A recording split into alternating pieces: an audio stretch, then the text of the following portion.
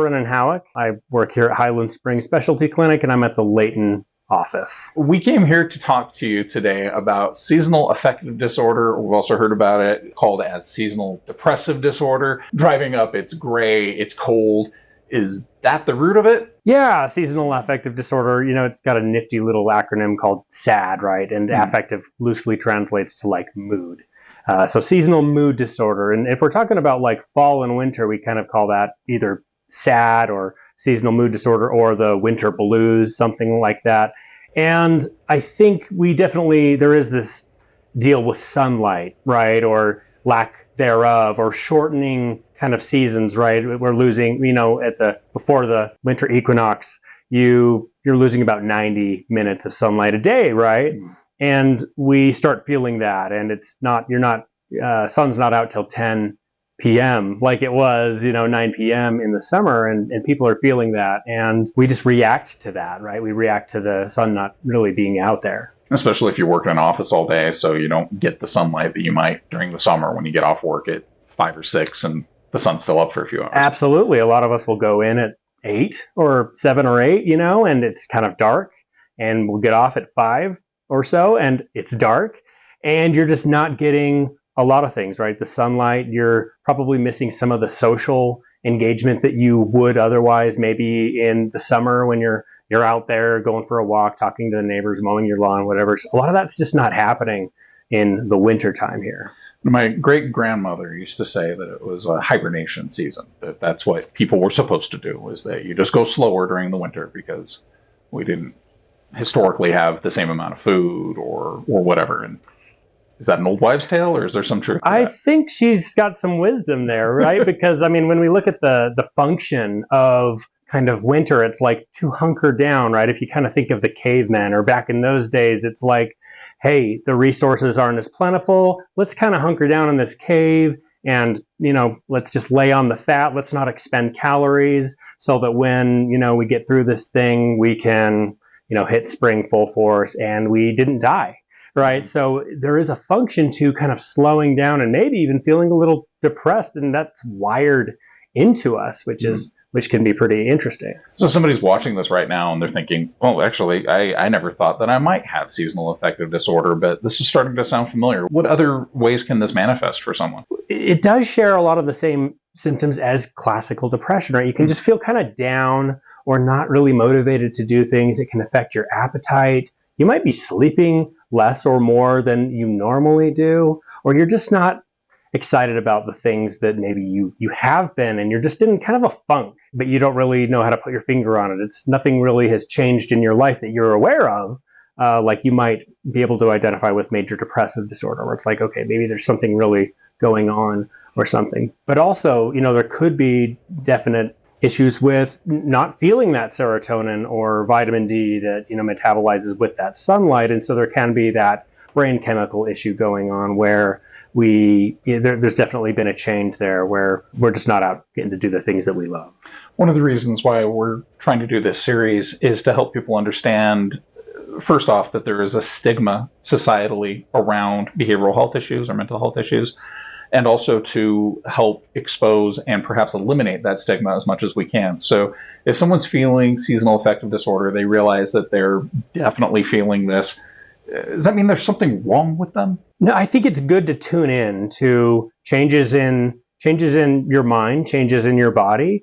There is that stigma where we feel like we have to keep up with the Joneses as far as functioning. Like, I got to be firing on all cylinders. I got to go work. I got to go perform all these duties. And that way we're kind of willing our bodies and our minds to do things that maybe our body's trying to tell us it doesn't want to do. So I think it's really important to focus on your body, even though it doesn't align with like your motivations. Like, I want to be going out there and doing all this stuff. There's some wisdom in maybe trying to listen to that and maybe adjust to that rather than trying to will ourselves through things. And it's okay to talk to your therapist or your family members or friends about just, I'm not feeling as on the go as I would like to be. Sometimes giving it a little attention helps, right? Absolutely.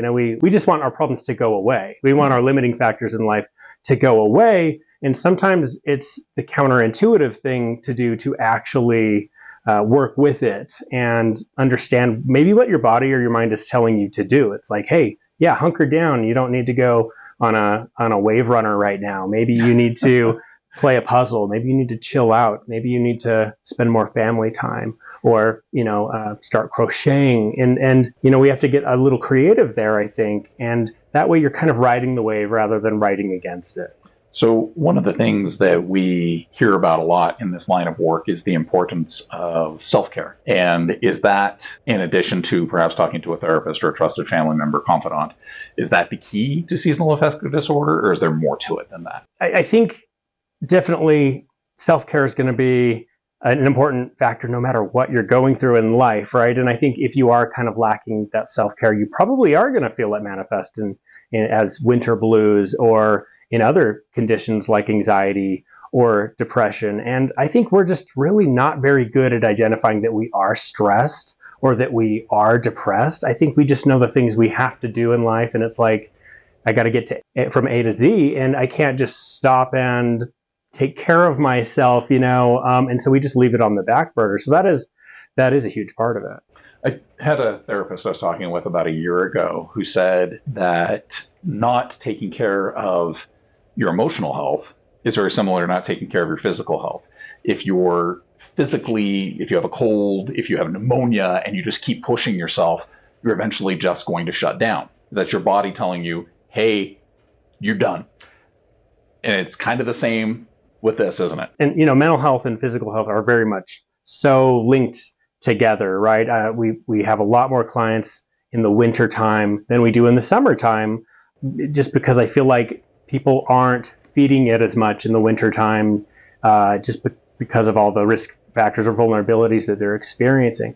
And so we do see a lot more people that have never had something like panic disorder before come because they didn't even realize they were stressed out or anxious or depressed. And now they have to do all this stuff, and now they're developing some kind of agoraphobia where they can't go outside, or just worsening depression, or this new panic disorder, and they think they're losing their minds, and maybe they did have to go inpatient. But what we kind of learned is like they were just out of touch with their body and mind.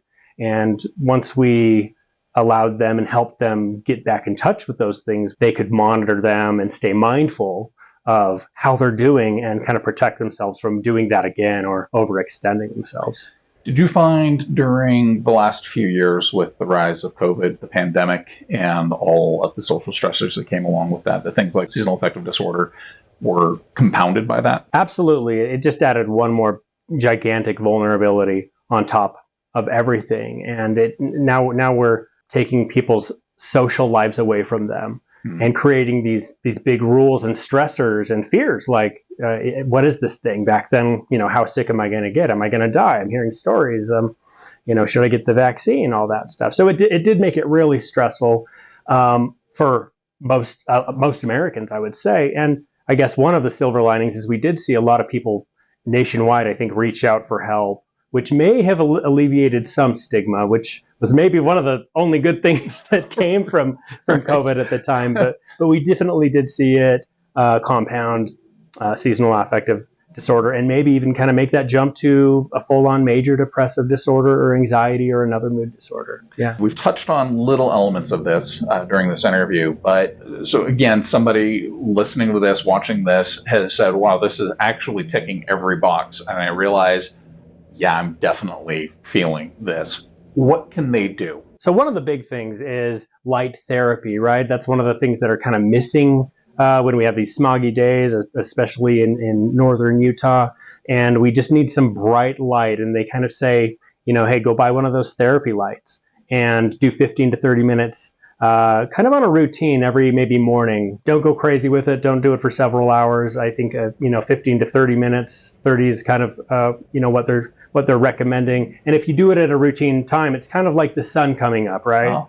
And you can maintain a good routine that way, and it can help you process that vitamin D and regulate melatonin and serotonin. So, maybe you'll get a good sleep that next night. Maybe you'll feel a little more just natural happy chemicals during the day. So that light therapy is a big thing. Also, seeing your doctor and seeing if maybe an SSRI type antidepressant would be appropriate for you or not. as well as making sure there's nothing going on chemically or hormonally, right? Like you've got low thyroid or something like that. We want to eliminate those things before you maybe start seeking out other things. And then finally, I would probably say, try to go see a therapist and talk about things and try to sort through strategies on how maybe you can get through it. In addition to that, a lot of people don't want to go outside. So I'd say dressing for the weather, right? Putting on nice clothes and a coat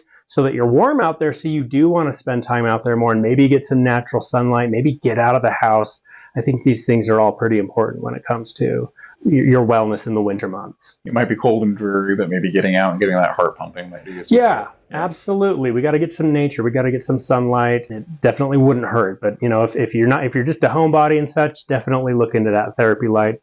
Unless you maybe have a disorder like bipolar, in which there's a small risk you could go into kind of a manic episode. So you would definitely want to talk to your doctor or therapist if you had bipolar disorder before you do that. Don't go into these things blindly. Yeah. Makes perfect sense. Right. Well, Brennan, thank you so much. You're welcome.